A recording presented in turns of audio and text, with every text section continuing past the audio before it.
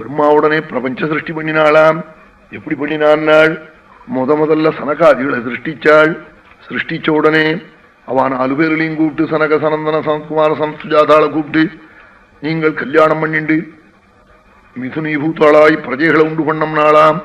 எங்களுக்கு இந்த வாழ்க்கை பிடிக்கலன்னு சன்னியாசிகளா போயிட்டாள். பிறந்த குழந்தைகள் சொன்னத்தக்காக்கலேன்னு கோபம் வந்தது. அதுல இருந்து ருத்ரன் உண்டானான். ருத்ரன்னா இந்த பரமேஸ்வரன் இல்ல, சஹஸ்ராணி சஹஸ்ரே ருத்ரா. எத்தனையோ பேர் காந்தின்னு பேர் வச்சுக்கலாம் பாருங்க.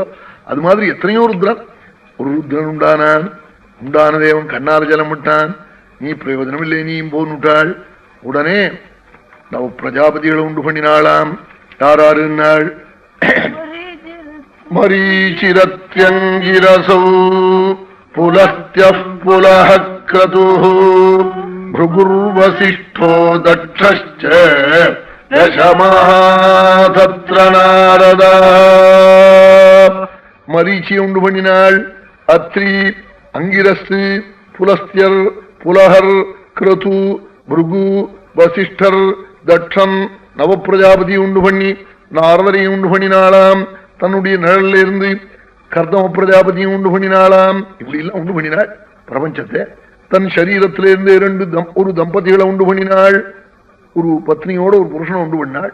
சதரூபேங்கிற ஸ்திரீயும் மனுங்கிறவனையும் உண்டு பண்ணி தம்பதிகளா உண்டு பண்ணினாள். மனுவை கூப்பிட்டு பூலோகத்திலே, நீ இது நடுலோகம் பூலோகம், கட்டவரமான ஒரு பன்றி உண்டாச்சாம். என்ன உண்டாச்சேன்னு பார்த்தார். சித்தநாழியில ஜகர்ஜகேந்திர சன்னிபா ஒரு மலையாயிடுது. உடனே அது யஜ்ஞவராக மூர்த்தி. அந்த மூர்த்தியானது ஜலத்துக்குள்ள பூந்து பூமியை ஹிரண்யாட்சன் ஒரு அசுரன் பாயா சுருட்டின்னு போயிட்டான். அவனை போய் வதம் பண்ணி பூமியை சாஸ்தானத்தை கொண்டு வச்சு யஜ்ஞவராக மூர்த்தி வைகுண்டம் போறாள்னு இந்த வராக அவதாரம் சொன்னாள்.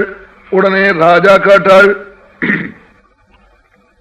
இந்த சரித்திரங்கள்லாம் விதுர மைத்ரேய சம்பாதம். விதுர சுவாமி போய் மைத்ரேயரை காட்டாள். மைத்ரேயரை போய் கேட்க முடியாது. சுவாமி சொன்னாள், சுவாமி வைகுண்டம் போற போது எல்லாரையும் விட்டுட்டு போறேன், விதுரனை விட்டுட்டு போறதுதான் எனக்கு தாபமா இருக்குன்னாளா. பகவான் வைகுண்டம் போற போது உத்தவர் இடத்துல உத்தவரை கூப்பிட்டு சொல்லிட்டு போனாள், என் குலம் பிரம்மசாபத்தினால போயிட போறது, நீ போய் உத்தவா விதுரர் எங்க இருக்காரோ தேடி பிடிச்சு மைத்ரேயர் உட்காந்துருக்காரு ஹரித்வாரத்துல கொண்டு போய் விட்டு விட்டாள். மைத்ரேயர் பராசருடைய சிஷ்யர், வியாசரோட அவர் சதீச்சரவர். அவரிடத்துல கொண்டு போய் விடு, நான் பகவத் குணம் சொல்ல சொல்லி மைத்ரேயருக்கு சொல்லியிருக்கேன், விதுரருக்கு சொல்ல சொல்லி நீ தேடுன்னு விட்டாள்.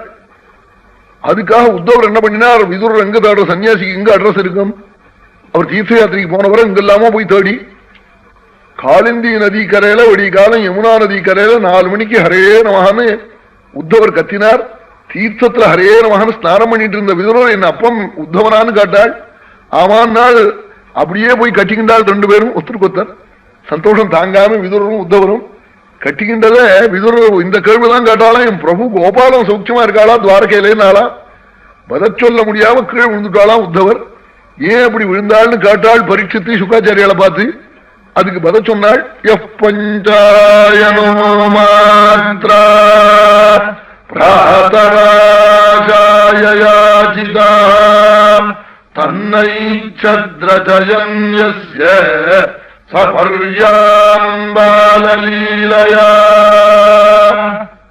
உத்தவர் என்னமா பதில் சொல்லுவார், சுவாமி வைகுண்டம் போட்டார்னு சொன்னாள். நாள் ஏன் நாள் 5 வயசு குழந்தையா இருக்கிற போது உத்தவரை அம்மா பக்கத்துல காணுமேன்னு வெடிக்காலம் 5 மணிக்கு தேடினாளா. வாசல்ல போய் பார்க்கறா, கதவு தாப்பாளிட்டு இருக்கு. கொல்லையில போய் பார்த்தா பாரிஜாத விருட்சத்தடியில சுவாமி கோபாலம் மாதிரி ஒரு பிம்பம் பண்ணி வச்சு பூஜை பண்ணிட்டு இருக்காரா 5 வயசு குழந்தை. அப்பா குண்டு அடிக்க வேண்டிய விளையாட்டை பகவத் ஆராதனமா ஆராதிச்சவரா.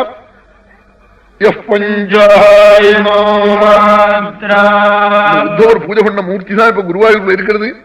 மாத்ராஜ பித்ராஜ ததோத்தவேன சம்பூஜிதாயாஸ்து நமோ ஹரேதே. மாத்ராஜ பித்ராஜ ததோத்தவேன சம்பூஜிதாயாஸ்து நமோ ஹரேதே. குருவாயூர்ல ஒரு மூர்த்தி இருக்கே, பட்டத்திரி சொன்னாள். அது என்ன தெரியுமா, ஜனங்களுடைய பாக்கியம் விட்டாள். தத்தாவத்மாதி சாட்சாதி குருபவனபுரே ஹந்த பாக்யம் ஜனானாம். தத்தாவத்மாதி பாதி சாட்சாத் குருபவனபுரே அந்த பாக்யம் ஜனானாம்.